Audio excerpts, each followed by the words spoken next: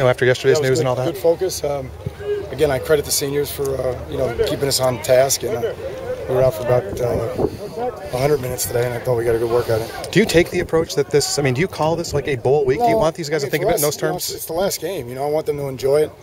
Certainly want to make sure that we honor the seniors throughout the week and make sure that kind of like a bowl game in that sense that every time you do something, it's the last time you do it. It's the last Tuesday practice they'll ever have here. So I want to make sure we celebrate along the way. And you've spoken of this before, but when you heard the decision yesterday that you lose the 15 practices, was that the bigger hit for you? Yeah, it's tough. We'll get over it, though. I mean, I really think one of the things that we need is strength, to be honest with you. We need to be a stronger team, and we need to be a more physically stronger team, and the only way to do that is to get in the weight room. So I think, what we lose in practice, I hope to gain an advantage in the weight room. We'll need it. Were you blindsided by this decision at all, Coach? I wouldn't say blindsided, but again, I wasn't even asked a question about it, or wasn't even in my mind until whenever it was Wednesday or Thursday when I had the first question. But again, the decision ultimately is the presidents and the athletic directors. They're the administrators, and they provide the leadership for us. And my job is to get us bowl eligible. So, in one sense, I'm glad we're having the discussion. Because we did get bowl eligible.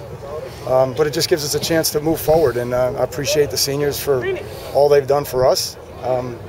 But I think they also know that we have to put this behind us, and this is a big part of closing that chapter. When you said you weren't asked, have you been assured that your recruiting class will not be affected by any cuts?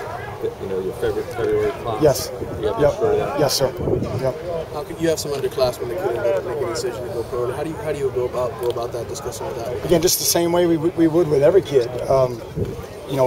Make sure that we go through the NFL and the NFL Players Association and whatever we have to do to get as much feedback as possible for each one of those young men. So again, we'll always make sure we do our due diligence for all of them and provide anything that the NFL can provide us on where their status is. Do you give your opinion? Yeah.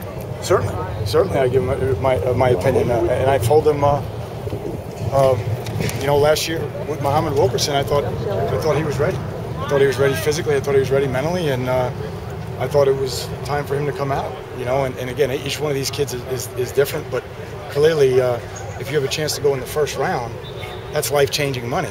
And if you don't, then clearly you should come back to give yourself an opportunity to go in the first round, because the difference between the first round and second and third is huge. It's huge. So again, we'll just share with them individually, but other than that, we're just worried about trying to beat Boston College right now. How does it seem to you like a sense of relief that a large chunk of this may soon be over? Yeah, I think so. Probably, Tim. I mean, as a head coach, you shift fairly quickly. You go from